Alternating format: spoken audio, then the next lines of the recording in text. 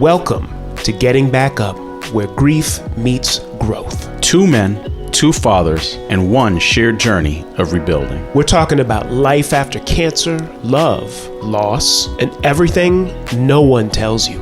Well, let's get into it. Welcome back to Getting Back Up. We are here doing this thing again. We sure are. This is one of those episodes where it's gonna get a little bit more quiet. Yeah. Little darker in the sense of a place that all of us have to go in this process. Yeah, it's gonna be, a reflection or as we transition, the last episode we spent time talking about losing our wives. Yeah. And this one is really gonna be a different conversation. It's about those moments, that period of time when it really hits you. Yeah. Right. When you're spending that time in silence, there's nobody walking around the house or there's no bunch of phone calls, and you finally find that place where you can actually think about what the hell just happened. Yeah. It's really that moment where you just realize I'm alone. The partner I had is no longer here. Yeah. And you think about that routine and what that's going to look like that is now different. Yeah. Yeah. But before we do that, Yep. I think it's important for us to spend some time looking back a little bit at the first 6 episodes and, doing some reflection. I mean, I know for me, having to go back and talk about these things and telling some of these stories again, it was a little cathartic. Yeah. But in some cases, it honestly brought back some uncomfortable memories, right? And some uncomfortable moments. So were there any for you? Like what was anything for you in particular that jumped out? Well, I think for both of us, it was realizing what we had forgotten. Yeah. We remembered so much. And then when we went down certain corridors, particularly as it related to my experience, it's a little bit more fresh than yours. It's right. I forgot about these different aspects. Yeah. So in those last couple of episodes in particular, I think it was a really, that time in the hospital, that time driving, not feeling powerless, nothing I could do. I was driving from a session that I had, therapy session from New Jersey to New York. And just the traffic couldn't be more slow. Right. My car couldn't maneuver quickly enough through traffic before I could get there and see what's kind of going on. Yeah. So, but to answer to your question about cathartic, because it goes back to our sense of we can't stuff this down. Right. We have to, as we did, as it happened, address it the way you all are now having to think about that. Just understanding, not only because of what we were going through as it relates to reflecting on the episodes, but think about all the people who have reached out to us with their own stories. And they're saying, oh, wow, I hadn't thought of certain aspects of it, or I hadn't thought of how I tell my children, or I too, a couple of my friends, my mother passed away at about the age your children were, Dave.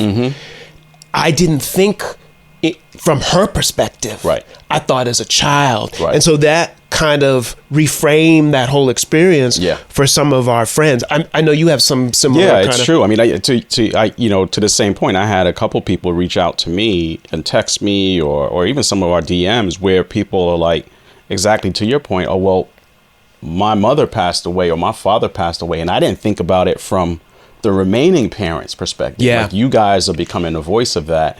And then I think the other piece is there are people who their partners are still here. Right. Right. And they are blessed and grateful that they're still here, but hearing us in some cases voice, oh yeah, I was that scared, or I actually thought about that thing.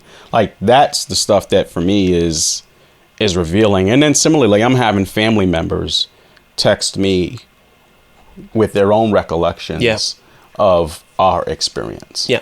Right. With their own recollections of, or questions like, well, was I supportive enough?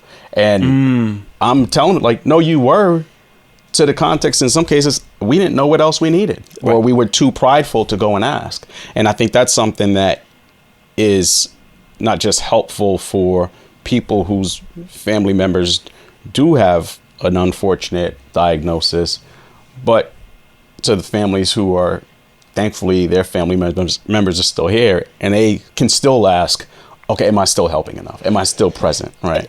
And that's the way they were doing it, just like we are, just like you all are. We haven't done it the other way. Right. We just act, and it's not going to be perfect, but we have to keep moving, and then you can reassess and add. And I think that's what community, and I think this is what we heard about, not only the one you all listening to us, but we're thinking about our own community as well, as you are too. These relationships you've had for 20 and 30 years, you dig into those. Those are the people who are going to be there. You'll know who those people are, and it's good to reach out to those people. Let me just also back up to something you said about the survivors. We've also heard from people, because we're talking so much about, there was so much finality to what happened to you and to and to me. And so it's also hearing from people whose spouses survived, and that there's this self-identity they have to rethink. The spouse, what was it that attracted them to one another? Then so they're mourning the loss of something. Something's gone. Something is gone. Put aside the illness and surviving the illness, it was also this sense of some aspect of our relationship while we came together is gone. Normalcy. Intimacy.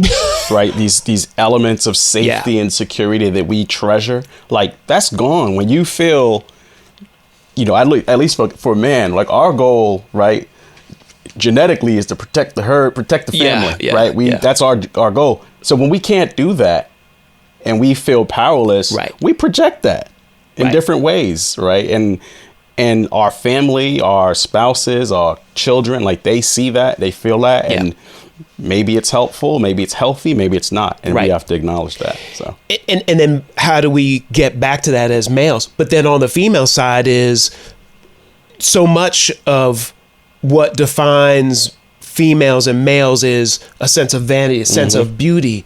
Now that has been altered because of the ravages of cancer or whatever that illness is. So that loss and mourning that female, which I think brings us to the point of, we definitely want to have that female perspective, because we can only see it from our perspective. Exactly. And so we definitely want to hear that aspect. I think that's really, really important.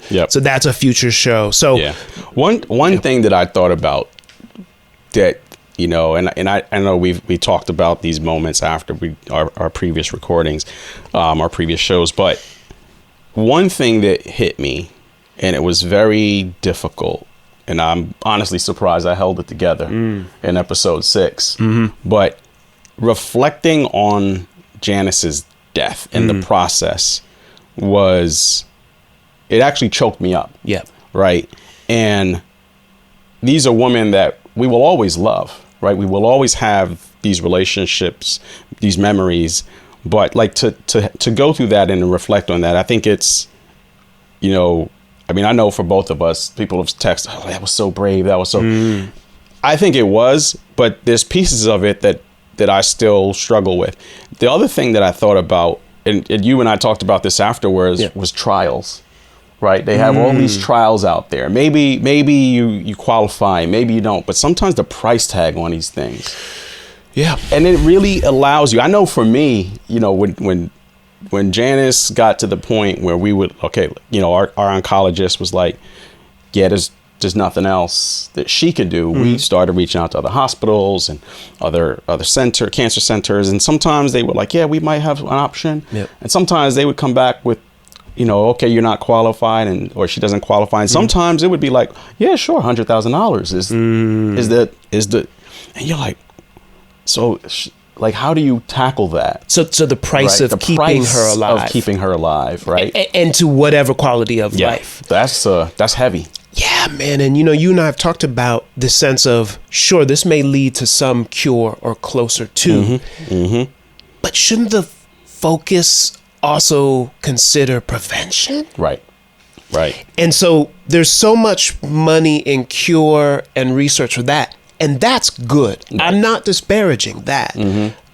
I'm thinking about, how about a counterbalance of prevention as well? Yeah. How did we get here that we need a cure? Right. What are the things that I'm with. It's the moment of helplessness and, all of these emotions that I think flood you when you take the time to really think back to these things. And I think episodes, 1 through 6 was that for us.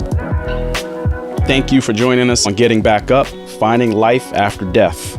If something in today's episode spoke to you, pass it on, because somebody out there needs to hear this. For sure. We're on all the social mausoleums, so follow us on Instagram, Threads, TikTok. Mostly it will be in the form of Get Back Up Podcast. And be sure to subscribe to us on Spotify, Apple, or wherever you get your podcast. And remember, getting knocked down is part of life. But getting back up is how we live. We'll see y'all next time.